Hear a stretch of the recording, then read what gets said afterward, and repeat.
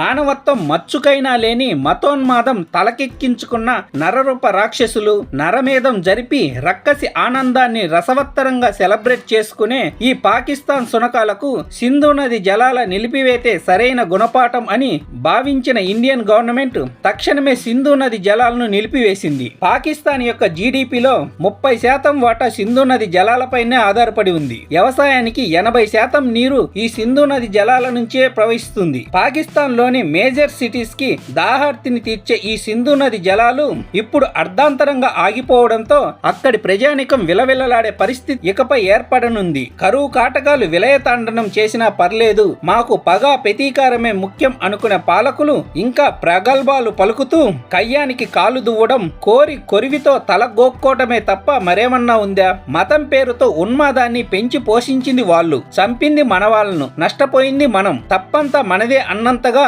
మేకపోతు గాంభీర్యాన్ని ప్రదర్శిస్తూ యుద్ధానికి మేం సిద్ధము అని సంకలు గుద్దుకుంటూ మీసాలు మెలేస్తూ మీడియా ముందు మంతనాలు చేయడం పాకిస్తాన్కే చెల్లుతుంది. పాకిస్తాన్ యొక్క ఆర్థిక వ్యవస్థ అస్తవ్యస్తంగా ఉన్న, ఖజానా ఖాళీ అయినా ఉగ్రవాదాన్ని పెంచి పోషించడానికి వెనకాడకుండా ఈ ఉగ్రముఖలకు సకల ఆయుధ సంపత్తిని అన్ని అవసరాలను తీర్చడంలో తాహత్తును మించిన పరిచర్యలను చేస్తుంది. పహల్గాం దాడి తర్వాత ఇండియా అన్ని దారులు మూసేసినాక రాబోయే రోజులు ఎంత భయంకరంగా మారబోతున్నాయో అని ఊహించుకుంటేనే ముచ్చెమటలు పడుతున్నాయి పాకిస్తాన్ పాలకులకు. ఏం చేయాలో అర్థం కాని స్థితిలో చైనా సంకలోకి దూరి మా దేశాన్ని మీకు తాకట్టు పెడతాము, మాకు సాయం చేయండి అంటూ చైనా వాళ్ళ చెప్పులు మోసే స్థాయికి దిగజారింది. యావత్ ప్రపంచం మొత్తానికి శత్రువుగా మారిందే గాక ఇప్పుడు భారత్ ను రెచ్చగొట్టి కవ్వింపు చర్యలతో సరిహద్దు రేఖ వద్ద హంగామా చేస్తుంది. తన బలమెంత, ఆర్థిక స్తోమత ఎంతో గుర్తించలేనంత కండ కావరంతో ఉంది. వెనకటికి శ్రీకృష్ణుడంతటి వాణ్ణి